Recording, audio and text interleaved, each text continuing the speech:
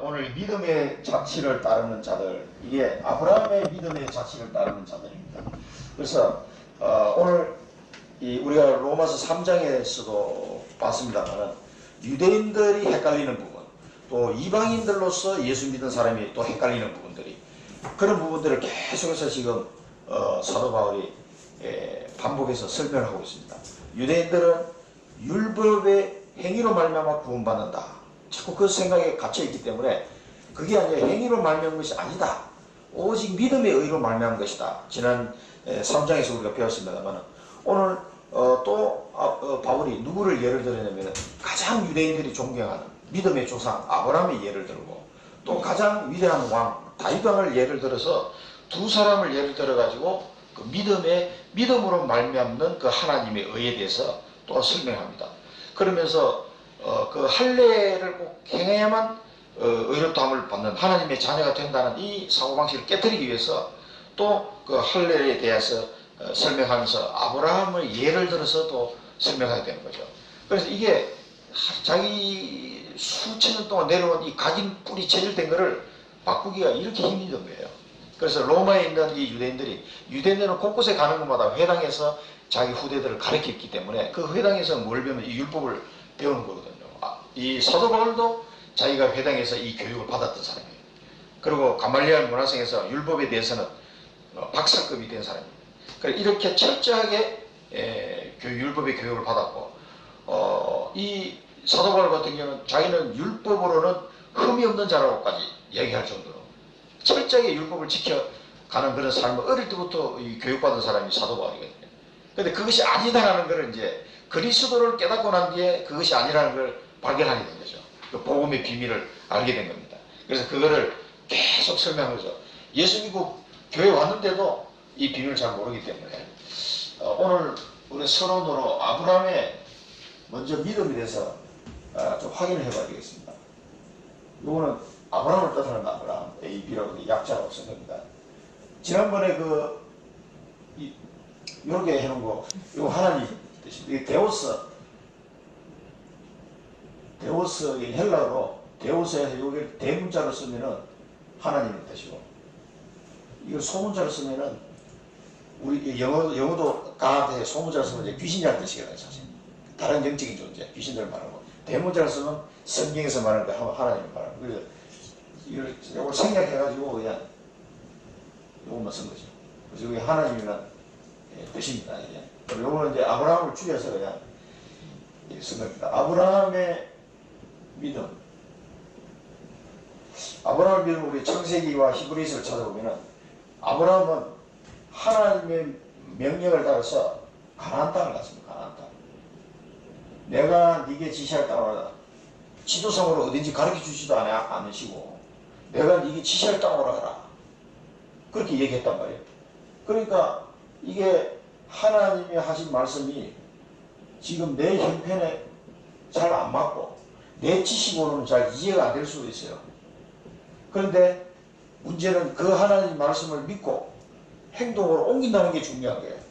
그래서 히브리서 11장에 보면은 아브라함은 자기의 갈 바를 알지 못하는데 순종하고 갔다고 그랬어요. 그게 이제 믿음인 거죠. 하나님의 말씀을 믿기 때문에, 하나님이 나를 인도하실 것이라는 걸 믿기 때문에 그 하나님의 말씀을 믿음으로 가나안 땅까지, 결국은 오래 걸렸습니다만 가나안 땅으로 이주를 한 거죠. 하나님의 약속의 땅. 그 다음에 네가 본토 친척 아비 집을 떠나라, 그렇게 말씀하셨는데도 롯을 떠나보내지를 못했어요. 왜냐하면 아들이 없기 때문에 롯이라도 데리고 있으면서 앞으로 자기 후사를 좀 삼아야 되지 않을까, 이런 잘못된 불신앙이죠. 사실 이 롯과 결별하게 되는 믿음을 보여줍니다. 그래서 창세기 13장에 보면은 13장 9절에서 18절을 보면은 롯에게 이제 아브라함이 결단한 거죠. 이제 네가 나를 떠나야 되겠다. 네가 우하면 나는 좌하고, 네가 좌하면 내가 우로 하겠다. 네가 동쪽으로 가면 나는 서쪽으로 가고, 네가 서쪽으로 가면 나는 동쪽으로, 이렇게 해서 롯이 소돔과 고모라로 가게 되고, 아브라함이 롯과 결별하고 난 뒤에 하나님의 언약을 다시 한번 확인하는 그 장면이 나옵니다. 그러니까 롯이 자기 후사가 아니라는 것을 결단한 거죠. 그래서 떠나보내는 겁니다. 자기 조카가 지금까지 잘 키웠습니다만 나의 후사가 아니라는 걸 알게 된 거죠. 이게 이제 믿음의 결단입니다. 그 다음에 이 롯이 소돔과 고모라로 이사를 갔는데 거기서 전쟁이 터졌어요. 그래가지고 롯하고 가족이 다 붙잡혀간 거예요. 그러니까 아브라함이 그 소식을 듣고 자기 가병을 데리고 318명 가병을 데리고 구하러 가는 거죠. 사실 그 전쟁 내용을 읽어보면요 이해가 안 돼요. 그 많은 사람들을 318명 가병 데리고 물론 연합군도 있었으면 이 가서 전쟁에 승리하고 자기 조카를 다 구해옵니다. 그 사람들을 다 구해오죠. 그 전쟁에 승리하고 돌아오면서 멜기세덱을 만납니다. 멜기세덱의 반차를 쫓아서 난 자가 누구나 히브리서 보면은 그리스도를 말하는 거예요. 사실 그리스도를 예표하는 인물인데 뚱딴지같이 툭 튀어나온 거예요. 멜기세덱이라는 사람이 나타나서 하나님의 제사장 이 멜기세덱에게 아브라함이 11조를 드리는 장면이 나와요. 이 멜기세덱에게 11조를 드리면서 자기 신앙 고백을 합니다. 그래서 창세기 요게 14장에 나오죠. 17절에 20절. 그래서 이 멜기세덱이 아브라함에게 축복하는 기도가 나오죠. 그러면서 아브라함이 이 믿음의 조상으로서 이제 믿음이 세워져 가는 그 과정입니다. 그래서 이 멜기세덱은 어떤 분은 그리스도가 오셨다. 그 시대에 직접 오셨다. 이렇게 해석하시는 분도 있고 하여튼 이 멜기세덱이라는 말은 나중에 히브리서에 찾아보면 결국은 그리스도를 상징하는 예표하는 인물이다. 이거는 틀림없습니다. 그래서 이 하나님께 11조를 드리고 축복받는 장면이죠. 그러니까 이 전쟁에서 당당하게 아브라함이 승리하고 믿음으로 승리한 거예요. 아브라함의 군사력 가지고 이 전쟁에 이길 상황이 아니었어 사실 보면. 그럼에도 불구하고 아브라함이 승리하고 하나님이 나를 지켜주시는구나 하는 것을 아브라함이 또 한번 체험하게 된 거죠. 그러면서 감사해서 11조 드린 장면이 나옵니다. 그리고 상속자에 대해서 계속 고민이 있었어요. 이제 롯을 떠나보고 나는데 아들이 없으니까 그 당시에 아들이 없으면 이게 유지가 안 되잖아요. 그리고 그 자기 상속자가 이제는 엘리에셀이라 내 종이나 그냥 상속자가 됐으면 좋겠다. 이런 마음이 드는 시점에 하나님이 또 아브라함에게 나타납니다. 그래서 내 몸에서 날 자, 네 몸에서 날 자가 상속자가 될 것이다. 이 말씀을 또 줍니다. 여기에 창세기 15장 1절에서 7절을 보면은 그 하나님이 이제 이 15장 때는 뭐냐면은 전쟁에서 승리했지만 사실은 아브라함이 두려운 거예요. 왜 두렵냐면은 하나님 은혜로 그냥 전쟁 한 번은 이겼는데 그 가나안 땅의 주변에 사는 사람들 세력들이 왕들이 복수하러 오지 않겠어요? 뭐 이런 걸 생각하니까 아브라함 자기 이 군사력만 보면은 그 사람들 비해 사실 형편없는 상황이거든요. 그러니까 육신적으로 두려움이 생길 수밖에 없어요. 야 이러다가 이거 내가 몰살하는 거 아니야? 뭐 이런 생각이 들 수도 있어요. 그 두려워하는 아브라함에게 하나님 나타나서 아브라함아 두려워하지 말라. 그러면서 언약을 또 확인시켜줍니다. 그러니까 하나님께서 내게 무엇을 주시려 하나이까 이렇게 물어본다. 그러니까 나는 뭐 힘도 없고 가족도 없고 아들도 없는데 뭘 가지고 이게 내가 두려워하지 않아야 될 근거가 뭐 있냐 이걸 하나님을 막 질문합니다. 이게. 그러니까 하나님이 네 몸에서 날짜가 내가 상속자를 세울 것이다. 뭐 그냥 내 종이나 상속자를 하시죠. 뭐 이렇게 얘기하는데 하나님과 대화하는 장면이 그게 아니다. 아브라함 네 몸에서 날짜가 상속자가 될 것이다. 그러면서 하늘의 별을 봐라. 별과 같이 많게 할 것이다. 바다의 모래알 같이 네 후손이 많게 할 것이다. 그 약속을 또 확인해 줍니다. 이 가나안 땅을 네 후손에게 내가 줄 것이다. 걱정하지 말고 두려워하지 말라는 얘기죠. 그리고 그 뒤에 아브라함이 또 불신앙을 합니다만 그 뒤에 아브라함에게 하나님이 또 약속을 하게 됩니다. 이때 이름이 아브라함에서 아브라함으로 바뀌는 그리고 할례를 행하게 되는 장면이 창세기 17장에 17장 1절에서 16절을 보면은 네 이름을 아브라함이라 하지 말고 이제는 아브라함이 해라. 그러면서 자기 아내 이름을 사레라 하지 말고 사라라 하라. 그래서 여러 민족의 아버지가 될 것이다. 여러 민족의 어머니가 될 것이다. 그러면서 네 아내 사라를 통해서 아들을 줄 것이다. 그때 이제 이스마엘이 태어난 상태죠. 이스마엘이 아니다. 이스마엘이 네 상속자가 아니다. 사라를 통해서 태어날 자가 그 아들하고 내가 언약을 맺을 것이다. 그걸 약속합니다. 그러면서 할례를 행하라. 할례를 행하지 않는 자는 내 백성이 아니다. 다 끊어질 것이다. 죽을 것이다 이 말이에요. 할례를 이때 아브라함 나이가 99세. 이 영감한테 이제 할례를 행하고 다 이제 그 모든 사람들 다 남자들 할례를 행하게 만들었어요. 그리고 이제 사례를 통해서 반드시 내가 아들을 줄 것이라는 거예요. 그러니까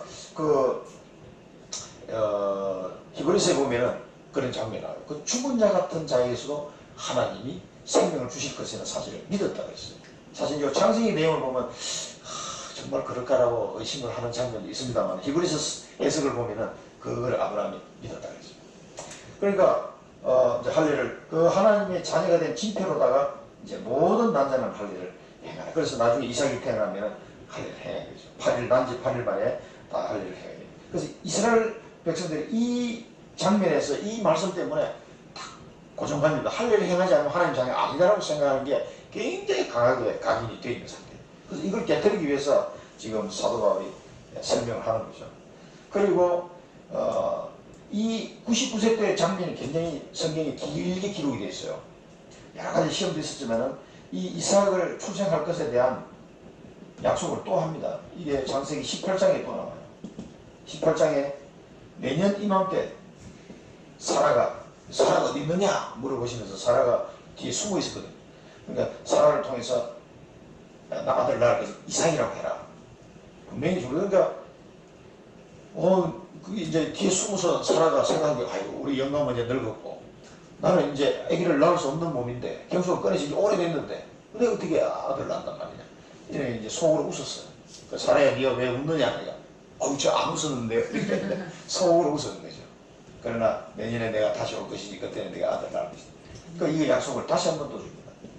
그래서 이 약속을 붙잡고 믿음으로 계속 번제를 드리면서 이 믿음의 생활을 해온 거죠. 그래서 이 약속을 붙잡고 드디어 이삭이 출생합니다. 이게 창세기 21장 1절 7절 이 보면은 창세기 21장에 보면은 그 사라가 하나님을 찬양하는 내용이죠. 누가 이 늙은 아브라함의 이 노년 때에 아들을 낳을 것이라고 누가 말했겠냐, 누가 상상을 했겠냐. 그러면서 막 그 감사의 영광을 하나님께 돌리면 사라가 누가 이 늙은 사라가 아이를 젖먹일 거라고 누가 생각을 했겠냐 말이야. 사라는 10살 차이니까 지금 90세야. 아들 낳은 90세 할머니가. 그러니까 이거 이 내용을 가만히 보면요 전부 다 그냥 믿음으로 말미암은 행동이 나왔는데 그 행동은 하나님의 은혜로 전부 되어진 것들이에요. 사실은 아브라함과 사라가 아기를 낳긴 낳았잖아요. 그 자기 힘으로 낳았습니까? 이게 아니란 말이에요. 아기를 잉태하고 낳는 거는 이 사람들이 했는 것 같지만 사실은 100% 하나님의 은혜 속에 이루어졌다는 걸 알 수 있어요. 그래서 이 사람들 가장 중요한 거는 믿음이에요. 이 전쟁에서 이긴 거나 이 모든 것이 하나님 은혜로 되어진 것을 우리가 볼 수가 있습니다. 지금 우리에게 시사하는 바가 큽니다. 그러니까 아브라함의 믿음을 왜 보느냐면은 아브라함의 믿음의 자취를 따르는 자들이기 때문에 그렇습니다. 그래서 마지막에 여기 이제 히브리서 11장에 보면은 11절 12절에 보면은 죽은 자 같은 그런 몸에서 자녀가 나오고 그 자녀들이 번성해서 무수히 많은 민족으로 번성케 할 것이라는 사실을 믿었다 그랬어요. 어마어마한 믿음이지 이게. 그리고 마지막으로 모리아산에서 이삭을 번제로 드리는 이 시험을 통과하게 됩니다. 이 창세기 22장 1절에서 18절을 보면 그래서 이 모리아산에서 네 아들을 독자 그 아들을 사랑하는 네 아들을 번제로 드리라. 이 말을 들을 때 이미 이때는 뭐예요? 아브라함은 이 과정을 다 통과해 오면서 아브라함은 믿음의 국군이 선 상태예요. 그러니까 하나님 어떤 내 상식으로는 이해가 안 되는 말씀을 하셔도 믿음이 흔들리지 않습니다. 그래서 모리아산에 가서 자기 아들 이삭을 번제로 드리게 되죠. 그러니까 하나님이 중지시키고 누구를 준비하는 자기 아들 대신에 숫양을 준비하고 그래서 내 아들 대신에 숫양을. 그래서 아브라함아 네가 네 사랑하는 아들 그 독자도 아끼지 아니하였으니 내가 네 믿음을 이제 확인하게 됐다. 이렇게 말씀을 표현하고 있어요. 하나님이 몰랐을까요? 하나님 다 아시죠, 사실은. 그래서 아브라함이 믿음에 승리할 줄 알고 이런 시험을 하신 거예요. 그러면서 아브라함과 이삭에게 뭘 보여주시냐면은 이 수양을 여호와 이래. 하나님이 준비한 이 수양이 누굽니까? 이게 이제 그리스도를 예표하는. 그러니까 하나님께서는 너 대신에 내가 이 수양, 내 아들 예수 그리스도를 준비해놨다. 이 수양을 번제로 해서 하나님께 이제 제사를 드리게 되는 거죠. 피제사를. 그거를 가르쳐주기 위해서 이 시험을 하신 거예요. 시험의 테스트도 하시기도 하고 이 숫양의 비밀을 알려주기 위해서.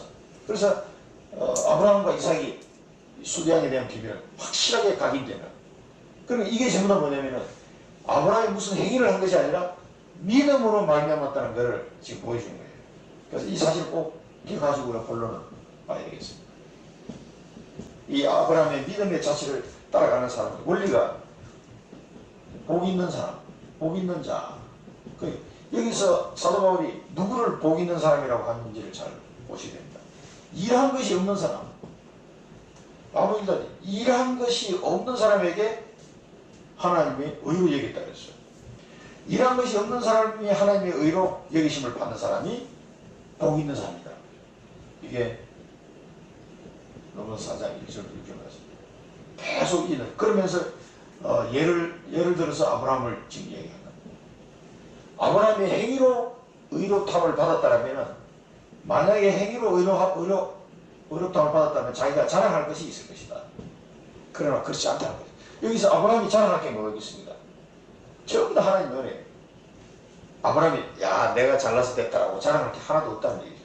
그래서 아브라함도 이 자기 행위로 말미암아 무슨 자랑할 것이 있어서 의롭다함을 받은 것이 아니라 아브라함도 믿음으로 말미암아 의롭다함을 받았다. 요거를 설명합니다. 이 창세기 15장 6절에 요도. 그래서 이 하나님이 상속자를 줄 것이라는 이 약속을 아브라함 믿었어요. 아들이 하나도 없는데 뭐 태어날 가능성도 전혀 안 보이는 상태에서도 이걸 믿은 거예요. 그래서 그 믿음을 하나님이 창세기 15장 6절을 보면 의롭다 하였다 하는 얘기 나옵니다. 그래서 이 말씀을 들어서 사도 바울이 아브라함도 행위로 말미암은 것이 아니고 믿음으로 의롭다함을 받았을 것이다. 그러니까 이런 사람이 복이 있는 거다. 이렇게 얘기합니다. 일하는 자의 sak선, 일하는 사람에게 sak선, 은혜가 아니고 뭐요? 이거는 은혜가 아니고 보수다. 그냥 보수로 받은 거다. 일하는 자 당연하게. 그러나 경건하지 않은 자를 의롭다 하심을 믿는 자는 그 믿음을 의롭다. 의롭다라고 한 것이다. 경건하지 않은 자를 의롭다 여기시는 이를 믿는 믿음을 말미암아 의롭다함을 받게 되는 것이다. 그래서 아브라함이 예를 들어서 지금 이 유대인들이 잘못 각인된 걸 지금 깨뜨리는 작업을 하고 있는 거예요. 그래서 불법을 이제 다윗의 예를 들어서 다윗이 고백한 내용을 다윗이 여기 10편 32편 말씀이네요. 예, 지금 여기 로마서 4장 7절 8절 나오잖아요. 불법을 사함을 받은 자. 자, 내가 불법을 저질렀는데 그 사함을 받았어요. 그 다음에 죄를 지었어요. 근데 죄를 가려짐을 받은 자. 이런 사람이 복 있는 사람이라는 거죠. 이게 로마서 4장 7절에 요게 이제 10편 32편 1절에 지금 요 10편 32편 1절 인용해서 사도 바울이 이 얘기를 했는데 요때 다윗이 어떤 상황이었냐면은 다윗이 자기 밑에 부하 장군 우리아의 아내 바세바를 뺏어버리잖아요. 뺏어가지고 우리아를 죽게 만들고 그 우리아를 통해서 아들을 낳았단 말이에요. 그 아들이 나중에 병들어 죽게 됐을 때 그때 선지자가 와서 나다는 선지자가 와서 지적을 하죠. 그래서 그 사실을 듣고 그 하나님의 말씀을 듣고 다윗이 회개하는 장면이 나옵니다. 그래서 3일 금식하며 회개하며 그 눈물이 침상을 띄워놓으라 이렇게 할 정도로 다른 시편에 보면 자기 회개의 눈물이 얼마나 많이 나는데 자기 침대가 막 둥둥 떠다닐 정도로 울었다. 뭐 이런 표현이 나와요. 그렇게 눈물로 3일 동안 금식하며 물도 마시지 않고 먹지도 않고 마시지도 않고 이제 기도하며 하는데 회개한 장면인데 그 이후에 지은 시가 요 10편 32편이에요. 그러니까 그 하나님이 자기가 범죄한 것을 대해서 하나님이 그 자기의 불법을 사해 주시고 자기의 죄를 가리워 주신 그 은혜에 감사하게 지은 시가 10편 32편이에요. 요 남학사님이 해석한 건데 그게 그렇게 보여집니다. 그 이런 다윗의 가장 유대인들이 존경하는 그 다윗왕을 예를 들어서 또 설명합니다. 그러면서 주께서 죄를 인정하지 아니한 사람, 주께서 죄를 인정하지 않는 사람, 하나님이 죄를 인정해주지 않으니까 그 용서받았다는 얘기죠. 이런 사람이 복이 있다는 거예요. 복이. 그래서 이거는 로마서 4장 8절이죠. 그래서 우리가 그 다윗의 시를 보면은 10편 1편에 보면 1편부터 1절부터 3절까지 보면 복 있는 사람 나오잖아요. 복 있는 사람은 악인의 꾀를 따르지 아니하며 죄인의 길을 서지 아니하며 오만한 자의 자리에 앉지 아니하고 오직 여호와의 율법을 즐거워하여 그 율법을 주야로 묵상하는도다. 묵상하는 자다. 이렇게 이 복 있는 사람을 노래한 거거든요. 이 내용을 보면은 이제 이런 데서 떠나 있는 그 복 있는 사람을 지금 시편을 가지고 얘기하고 있습니다. 그래서 우리가 여기서 붙잡아야 될 언약은 여기 3번이네요. 언약은 나의 행함이 아니고 하나님이 나의 행함이 아니고 나의 행함이 아니고 믿음으로 하나님이 내게 믿음을 주셔가지고 믿음으로 죄사함을 받게 하시고 또 복 있는 자로 복 있는 대로 삼으신 것을 감사해요. 이게 뭐냐면 은혜의 복음이라고 표현한 겁니다. 이게 은혜의 복음. 그 복음을 알았다는 것은 어마어마한 거죠. 은혜의 복음. 그래서 이런 사실을 꼭 붙잡으면 이게 이제 복음의 비밀입니다. 나의 행함으로 하지 않고 하나님이 나에게 믿음을 주셔가지고 죄사함을 받는 복 있는 자로 하나님을 나를 만드셨구나. 요 말씀을 언약으로 딱 붙잡으셔야 돼요. 그러면 흔들리지 않습니다. 두 번째는 아브라함의 믿음에 속한 자. 아브라함의 믿음에 속한 자.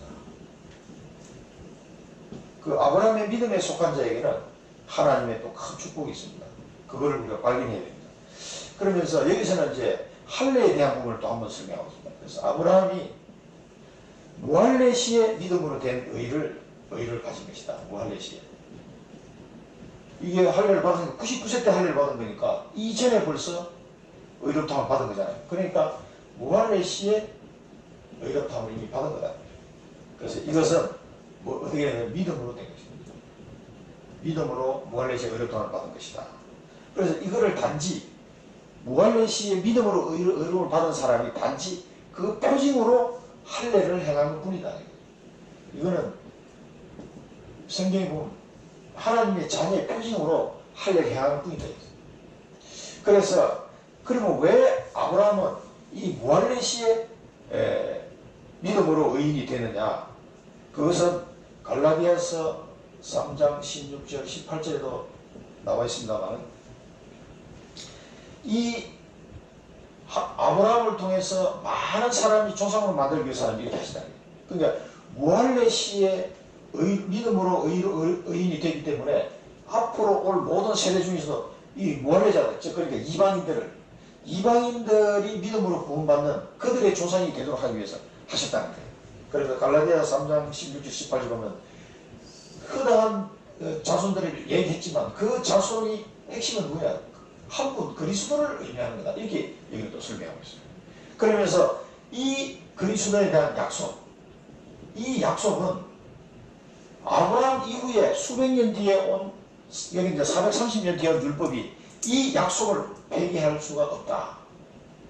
율법이 폐기할 수가 없다. 이 약속을 믿음으로 된 이 약속을 그러니까 아브라함은 자기 후손으로 오신 그리스도를 바라본 거예요. 그리스도를 믿음으로 이 창세기 15장에 보면 거기에 대한 확정이 된 겁니다. 이 자기 자손으로 올 상속자 많은 사람을 대한 것도 있지만 여기서 보면 갈라디아서 3장에서는 한 사람 그리스도를 의미하는 거다라고 표현하고 있습니다. 그것은 뭐냐면 아브라함도 그리스도 오실 때를 보고 믿음으로 구원받은 거예요. 이 약속을 믿은 거예요. 그래서 이 약속은 율법이 이 약속을 폐기할 수가 없다. 왜? 율법은 이 아브라함 이후에 수백 년 뒤에 율법이 나타나기 때문에 이제 그걸 사도 바울이 말하고 있는 거예요. 그래서 모든 무할례자들, 앞으로 하나님이 구원하시기로 우리 같은 사람들, 이 무할례자들을 구원하시기 위한 방편으로 하나님이 이걸 준비하셨다. 이렇게 사도 바울은 이런 사람들의 이 무할례자들의 믿음의 조상이 되는 거죠. 무할례자들에 대해서도 믿음의 조상이 아브라함이 되도록 하나님 하셨다. 그래서 할례자의 조상도 되지만 무할례자의 조상도 되도록 하셨다. 그래서 아브라함의 믿음의 자치를 따르는 자들은 다 구원을 받을 수 있고, 아브라함이 그 아브라함의 믿음의 자치를 따르는 모든 자들의 조상이 되도록 하셨다는 거예요. 그래서 할례자나 무할례자나 다 뭐예요? 아브라함의 믿음의 자치를 따르는 자, 그들의 믿음의 조상이 되도록 하시기 위해서 이렇게 하시다. 두 번째는 이 아브라함의 믿음의 자치를 따르는 자에게 그 아브라함의 후손, 여기서 이제부터는 아브라함의 후손 하면은 어떻게 돼요? 뭐 할례자나 무할례자나 다 믿음의 자치를 따르는 자들을 말합니다. 이 후손들에게는 세상의 상속자가 되는 축복을 주십니다. 세상의 상속자. 창세기 때 말했던 이 상속자가 드디어 이제 여기서 또 나옵니다. 세상의 상속자. 이게 언약입니다. 언약의 후손. 우리가 이제 언약의 사람. 이거는 율법에 속한 것이 아니요 오직 믿음의 의로 된 것이다. 그 은혜로 되기 위해서는 믿음이 필요한 것이다. 그렇게 그러면서 이 세상의 상속자를 말씀하셨습니다. 그 약속을 그 모든 후손에게 굳게 하게 하십니다. 이 약속은 아브라함의 후손, 즉 무할례자나 할례자나 믿음을 자치를 따른 모든 자들에게 굳게 하게 하려 하십니다. 이런 표현이 되는 거죠. 그래서 베드로전서 2장 9절 보면 뭐 나옵니까? 왕같은 제사장이에요. 왕같은 제사장이 바로 이 상속자를 말합니다. 세상의 상속자라는 우리는 불신자들 앞에 왕같은 제사장이다. 이게 신분이. 그리고 디모데후서 2장 12절에 보면 예수 그리스도와 함께 왕노릇할 것이다. 이 누구를 얘기하는 거예요? 아브라함의 믿음의 자치를 따르는 모든 믿는 자의 후손들. 믿음의 후손들은 왕같은 제사장이요 예수 그리스도와 함께 왕노릇할 그런 사람이다. 이게 뭐예요? 세상의 상속자. 우리가 세상의 상속자는 대단하죠. 왕같은 제사장. 이 왕노릇하는 한마디로 왕이다. 왕. 불신자 앞에서 우리가 영적으로는 왕이에요. 왕. 그 불신자 부러워할 거 하나도 없는 것이. 영적으로는 그만큼 우리의 신분이 중요하다는 것을 설명해 주고 있습니다. 그래서 모든 사람이 조상이 되고 많은 민족이 조상이 됐다. 그래서 아브라함이 모든 사람, 많은 사람, 많은 이제 믿음의 사람이죠. 많은 믿는 자의 조상이 됩니다. 그래서 이 믿음의 조상이 된 아브라함은 바랄 수 없는 중에 바라고 믿었다 그랬어요. 바랄 수 없는 중에. 도저히 불가능한 상태에서도 이 상속자를 바라고 믿었다는 거죠. 절대 안 되는 상황이에요.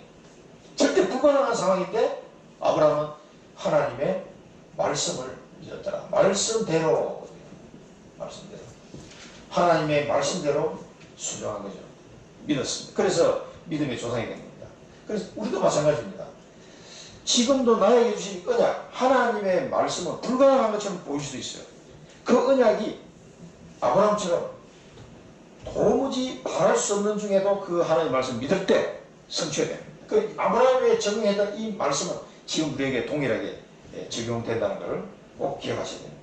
그래서 우리가 붙잡아야 될 미션은 우리를 하나님이 상속자로 세우셨습니다. 상속자. 이 세상의 상속자로 왕같은 제사장, 왕같은 제사장으로 세우셨는데, 그래서 나의 환경과 나의 지식대로 생각하지 마시고 하나님의 말씀을 믿어야 돼요. 뭡니까? 하나님이 나를 상속자로 세우셨으니 이제는 이 천주 땅에 믿음의 조상으로 나를 세웠다는 사실을 붙잡고 이 믿음의 조상으로 살아가는 겁니다. 아멘. 예, 믿음의 조상, 천주의 믿음의 조상이에요. 많은 사람의 믿음의 조상, 지포 현장의 믿음의 조상이 됩니다. 사랑부 현장의 믿음의 조상이 됩니다. 왜? 하나님이 나를 상속자로 불러주시기 때문에. 왕같은 제사장으로 그리스도를 믿음으로 말미암는 이 아브라함의 믿음의 자치를 따라 나를 상속자로 세워주시기 때문에 우리는 청주의 믿음의 조상으로 살아가야 됩니다. 그 믿음의 조상으로 살아가려면 어떻게 돼요? 많은 믿는 자의 수많은 사람의 조상이 된 것처럼 열매를 맺어 나가야 됩니다. 이제 우리에게 하나님이 영적인 많은 열매를 맺도록 하실 겁니다. 이 우리가 미션입니다. 꼭 붙잡으셔야 돼요. 하나님이 나를 상속자로 부르셨구나. 그것도 이 청주 땅에 상속자로 부르셨구나. 왕같은 재산을 불러주셨구나. 이 청주 땅에 믿음의 조상으로 불러주셨구나. 사랑부 현장에 믿음의 조상으로 불러주셨구나. 이 미션을 꼭 실행해 나가야 됩니다. 하나님의 약속을 믿는 자, 하나님의 약속을 믿는 자. 그럼 아브라함의 믿음에 속한 자, 이런 사람. 그 다음에 이제 아브라함의 약속을 믿는 자. 요거보다 한 단계 더 발전해가지고 아브라함이 100세 때 또 사라의 태가 죽은 것을 그 죽은 것 같음을 알고도 사라의 상태를 알고 있어요. 자기 나이는 100살이고 이런 상황 속에서도 의심하지 않았다 그랬어요. 의심하지 않고 믿음으로 견고하겠습니다. 믿음으로 견고하겠습니다. 그래서 하나님이 우리에게 바라는 거는요, 하나님의 약속에 대한 믿음. 지금도 우리가 언약 안에서 붙잡은 꿈, 이게 계속 나오잖아요. 언약과 비전, 하나님이 주신 언약과 비전 속에서 나온 나의 꿈들이 이 뭐냐는 거죠. 이걸 믿으셔야 돼요.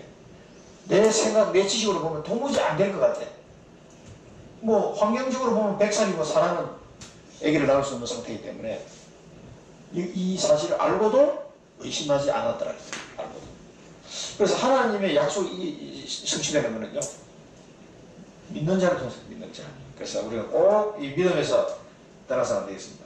그리고 아브라함은 그 약속을 확신했다는 확신. 왜냐하면 이 여러 가지 체험을 통해서 아브라함은 확신 속에 가요. 이 모리아산 번제를 드릴 때 이때 가가지고는 완전히 확신한 속에서 아브라함을 살게 돼요. 믿음의 하나님의 약속을 확신함으로 의로 여기졌다. 하나님 약속을 확신하시기 바랍니다. 나를 청주의 믿음의 조상으로 부르셨구나. 이 확신이 돼야 돼요. 우리의 이제 마지막으로 이런 믿음의 약속에 대한 확신은 그 근거에 대해서 사도 바울이 마지막으로 얘기를 하고 있습니다. 그게 뭐냐면 우리의 범죄를 위해서. 우리의 범죄를 위해서 누가 죽었어요? 예수 그리스도가 죽으셨어요. 이 죽는데 내어주셨다. 우리의 이 범죄 문제를 해결하기 위해서 자, 이 모든 믿음과 약속에 대한 근거가 여기서 나오는 거죠. 이 우리의 범죄를 해결하기 위해서 예수님은 십자가에 죽도록 내주셨다는 거예요. 십자가에 대한 이 사실을 믿으셔야 돼요. 그리고 우리를 의롭다 하시기 위해서 부활하셨다. 이렇게 하신 하나님을 믿어야 된다는 거예요. 이 예수 그리스도를 십자가에 내어주시고 또 우리의 의를 위하여 예수님을 부활시키신 그 하나님을 믿는 믿음으로 말미암아 의롭다 하심을 받는 의다. 이걸 이제 마지막으로 설명했습니다. 그래서 고린도후서 참고할 내용 5장 19절에서 21절 보면 죄를 알지도 못하신 이를 우리를 대신하여 죄로 삼으신 것은 우리를 그 안에서 하나님의 의가 되게 하시기 위함이다. 고린도후서 5장에 아주 잘 설명해 있습니다. 그러니까 죄를 알지도 못하신 분을 십자가에서 죽이시고 그렇게 하신 것은 우리를 대신하여 그 죄를 삼으신 것은 우리에게 하나님의 의가 되게 하시네요. 우리를 그 안에서 그리스도 예수 안에서 하나님의 의가 되도록 하기 위해서 하나님 이렇게 하신 것이다. 이렇게 설명하고 있습니다. 우리의 비전입니다. 그래서 그리스도 안에서 하나님이 주신 약속, 그리스도 안에서 하나님이 내게 주신 약속입니다. 내게 주신 게 꿈이죠. 그리스도 안에서 하나님이 내게 주신 약속, 꿈을 확신해요. 꿈을 확신하면 하나님이 미래를 오늘로 살게 합니다. 반드시 하나님의 약속은 그리스도 안에 있는 이 언약 속에서 나온 거기 때문에 그리스도 안에서 하나님이 내게 주신 약속, 꿈은 이걸 우리가 믿음으로 확신할 때 미래를 오늘에 살게 되는 이 축복을 누리게 되는 거죠. 이게 이제 우리의 삶이에요. 이 상속자의 삶이에요. 믿음의 조상이 걸어갈 삶이에요. 아브라함은 아무것도 없는 상태에서 이렇게 수십 년, 약 여기까지 40년 세월을 걸어오면서 이 믿음의 확신 속에 들어가게 되는 거죠. 그래서 많은 자, 모든 민족, 여러 민족, 여기 17장 밑에 보면은요, 아브라함이라 부르면서 네 후손이 수많은 왕이 나올 것이다 이렇게 얘기해요. 많은 민족이 조상이 되면서 네 후손에게 왕들이 나올 것이다. 그러니까 얼마나 큰 축복이에요. 이거 아들 있었어요 없어요? 아들이 하나도 없는 상태에서 이거를 아브라함이 믿은 거예요. 그러니까 이 믿음의 확신 속에서 나온 꿈은 확실하게 성취될 것을 믿으셔야 돼요. 그러니 이 미래가 오늘로 살아가게 돼요. 지금 계속 이제 그 꿈에 대해서 지금 나오기 때문에 우리에게 주신 이 꿈은 지금 현실만 보시면 안 돼요. 이게 아브라함도 40년 걸렸어. 40년. 이 모레아산에 번제드렸던 이 장소에 나중에 어떻게 됩니까? 여기에 1000년 뒤에 여기에 성전이 세워져요. 솔로몬의 성전이 여기 세워진다니까. 얘들 허벌판이 허벌판. 근데 거기 예루살렘이라는 도시가 생기고 거기 하나님의 성전이 딱 들어섭니다. 이거 어떻게 알았겠어요? 아브라함. 1000년 뒤에 자기 이 말씀대로 왕이 나타나가지고 다윗 왕이 나타나고 솔로몬 왕이 나타나가지고 하나님의 성전을 여기다 딱 짓는다니까. 건축을. 이게 이제 성취가 되는 거죠. 이게. 1000년 뒤에 성취가 되는 거예요. 이게. 그래서 우리의 미래를 오늘처럼 살아가는 거예요. 결론입니다. 그래서 이 내가 행함이 없이 나는 죄사함을 받았어요. 믿음으로. 행함이 없이 죄사함을 받은 나는 복 있는 자구나. 기억하시고요. 나는 복 있는 자다. 이거를 꼭 잘 기억하셔야 돼요. 행함이 없이 죄사함을 받은 믿음으로. 그런 복 있는 자다. 이게 이제 나의 신분을 말하는 거예요. 신분. 꼭 이게 흔들리면 안 됩니다. 이게. 그리고 나는 세상의 상속자로 부르셨다. 세상의 상속자다. 이 세상을 살려서 많은 믿음의 후손을 둘 믿음의 조상으로 부르는 거죠. 믿음의 조상. 하나님의 현장 속에 믿음의 조상으로 나를 부르죠. 이게 나의 권세예요. 권세. 세상의 상속자로 왕같은 제사장으로 불러서 이 현장의 믿음의 조상으로 나를 살아가게 이 권세를 잘 활용하셔야 됩니다. 이 권세를 신분과 권세를 가진 꿈이라 해야 됩니다. 그 약속 꿈이죠. 하나님이 내게 주신 약속입니다. 이 두 가지에 대한 근거를 가지고 꾼 꿈이에요.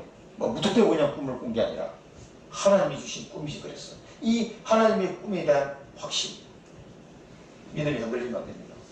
확신을 가질 때 어떤 현상이 일어나면 절대 불가능이 절대 가능으로 되는 겁니다.